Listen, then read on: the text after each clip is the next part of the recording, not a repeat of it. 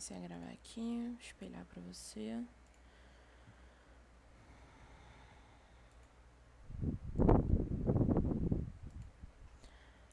Prontinho. Você tá vendo?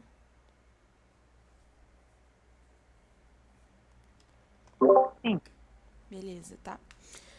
Então a aula de hoje vai ser sobre os verbos modais, como que a gente pode usar os verbos modais no passado e a diferença entre would e used to, pra gente poder construir as frases de uma maneira coerente, certo? Tudo bem. Deixa eu só ver aqui, que eu não sabia se estava gravando mesmo. Enfim. Então tá, os verbos modais, eles basicamente acompanham os verbos principais a fim de expressar uma ideia. Então eles são usados como um complemento. E os principais que a gente tem é o can, o may, o might, o shall, must, have to, could, would, ought to, should e o will. Então, muitas vezes a gente usa eles quando a gente quer falar sobre possibilidade, sobre de necessidade, se você pode ou não fazer alguma coisa, né, de permissão, uma habilidade, uma capacidade. Então, geralmente é quando você quer descrever algum tipo de coisa. Às vezes, quando a gente conjuga os verbos no passado, né, ali no participe, a gente coloca o ed, mas os verbos modais a gente não coloca essa terminação de ed. E é só uma nota, né? Então, o primeiro verbo modal que a gente vai ver é o can ou o could, né? O could, ele é o passado do verbo modal can. E geralmente a gente usa ele para falar quando a gente consegue fazer alguma coisa, quando a gente não consegue. Ele geralmente é essa ideia mesmo que tá aí, de poder fazer ou não, né? De disponibilidade e etc. Então, por exemplo, a gente tem essa frase aqui embaixo. Aí eu gostaria que você lesse para mim, por favor. Pessoal, seu nome tá no meio. I was too busy and could not come to. Pronto. I was too busy and could not come to the concert. I did everything I could. Ótimo. Então você repara aqui que ele expressa, né, essa questão de, de poder fazer, né? Eu não consegui ir, ou aqui, por exemplo, eu fiz tudo que eu pude. Então, o can e o could, eles têm bem essa ideia. Né? E geralmente assim, a gente vai ver o could na forma do passado, né? Quando a gente vai numa frase se referindo ao passado. O próximo que a gente vai ver é o might e o may. E ambos são usados quando a gente está falando sobre possibilidade, quando a gente está fazendo algum tipo de especulação. E a diferença entre eles é que, primeiro, o may, ele é mais certeiro. Assim, é quando você tem um pouco mais de certeza ou aquilo que você está falando sobre tem uma probabilidade bem maior, né, de ser aquilo do que quando você usa might. E também quando a frase está no passado, geralmente a gente usa um might. Então, por exemplo, a gente tem aqui She might have arrived late ou That decision might have offended many people. Tudo bem? Entendeu? Alguma dúvida? Entendi. Esse e-mail ele tem a ver com maybe ou não? Só são parecidos. Então, eles são parecidos, entendeu? Mas assim, você não. é, assim, você não dá o mesmo uso para eles, entendeu? Porque o maybe, ele deixa ali na dúvida. Assim, maybe, ok. Mas, por exemplo, o may, ele é um pouco mais certeiro.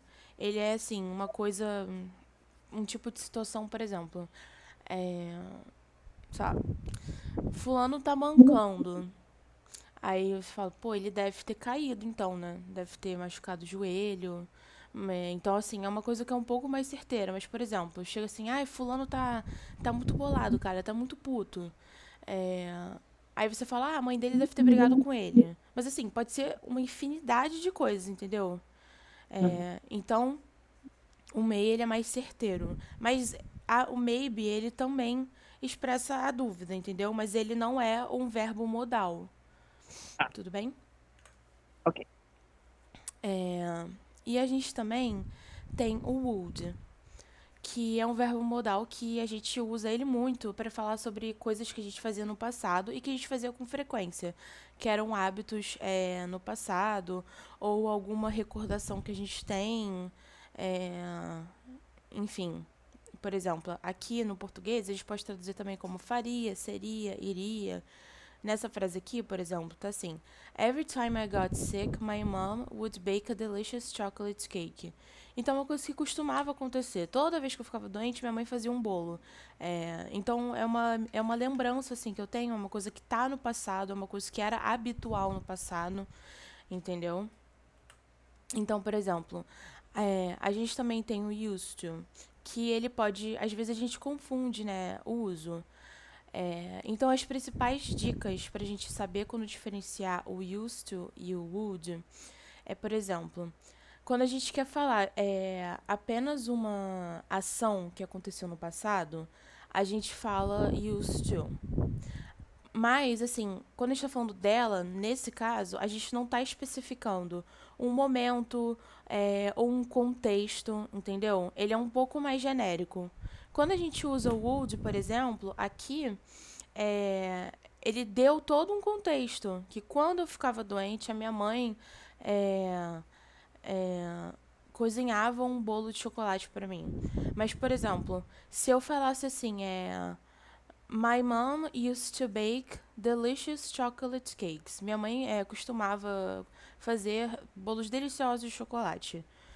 Não tá implícito, entendeu? Então você conseguiu meio que pegar a diferença que o used to ele é mais uma coisa mais geral.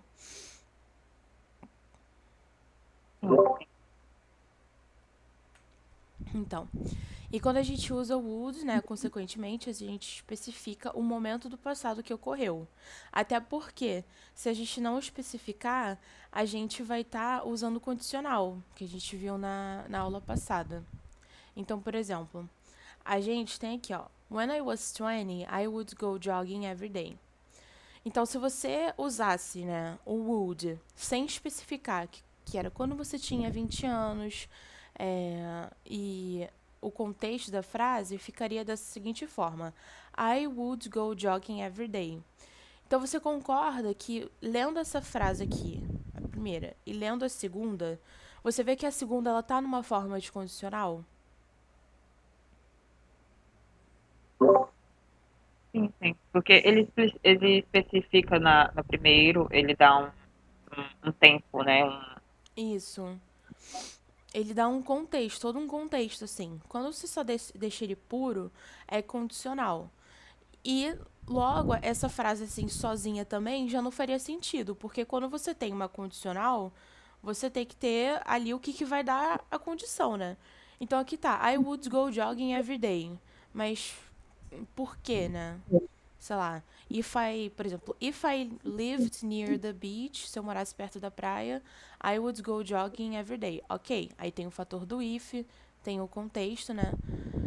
Mas, caso contrário, quando a gente vai usar o would falando de uma lembrança, de um hábito, de alguma coisa que a gente costumava fazer no passado, é muito importante especificar o contexto. Se você não vai especificar, então você usa o used to, porque que seria I used to go jogging every day. Aí super faria sentido, entendeu? Então tá aqui, ó. I used to go jogging every day. Beleza? É. Aqui. Aí aqui nesse slide eu coloquei a tabelinha que tá de uma apostila com os verbos modais. Tudo bem? Porque é mais para você ter. Porque, assim, infelizmente, o verbo modal você vai. Muitos a gente conhece, por exemplo, o will, o should, o could, have to. Mas tem os mais esquisitos, por exemplo, o shall e etc. Mas de resto eles são bem genéricos, né? E aqui tem alguns exemplos, que é mais quando se você sentir algum tipo de dúvida, quando você for fazer um exercício e tal. É, é isso, tá? Então, por hoje, essa vai ser a nossa aula. Eu vou passar uns exercícios Pra você fazer. Mas assim, não vou passar muito. Primeiro, só você fazer o que você já tem assim pra fazer também. Se você tiver alguma dificuldade também, você pode me chamar, que eu te ajudo. Bota ali no canal de dúvida. E a keyword de hoje é eloquent. E então, para você criar uma frasezinha com a keyword, que é uma coisa bem rapidinha. Mas eu vou passar uns exercícios para você fazer ao longo do fim de semana ou da semana que vem, tanto faz, porque a nossa aula de segunda-feira vai ser gravada de qualquer forma. Então, não faz muita diferença, né? Mas, em geral, é isso. Você tem alguma dúvida dos modais, alguma coisa que você queira Não, trazer? eu acho que eu vou precisar fazer os exercícios para conseguir é, colocar na minha mente direitinho. Uhum, Mas deu para entender, de início deu para entender. tudo bem. Eu tava pensando na nossa próxima aula ao vivo, o conteúdo, ele vai ser. Deixa eu ver aqui. Vai ser Reported Speech. Só que antes de ver essa matéria, eu queria. Eu vou passar uns slides da aula antes, né, da aula, pra você. Não, perdão, a próxima ao vivo vai ser voz passiva. É isso aí. A voz passiva, ela é meio chata. Eu não sei se você já estudou antes. Não é difícil, mas ela é meio enjoadinha. E esse conteúdo, eu tenho ele separado em 3 aulas. Mas eu vou colocar em uma aula só, até porque não é muito longo. Mas é porque é, eu acho que a gente tem que ver bastante, assim, essa questão dos modais e tal, dos tempos verbais. Então, eu tava querendo fazer uma aula de resolução de exercícios, né? Antes de dar a voz passiva. Então, eu vou pegar uns exercícios, assim, aleatórios, né? De todo o conteúdo que a gente já viu agora. Vou deixar meio misturado pra gente ir resolvendo em aula, pra ver se fica bem na ponta da língua mesmo. Tudo bem? Certo, tudo bem. Tudo bem. Então é isso. Deixa eu terminar de gravar.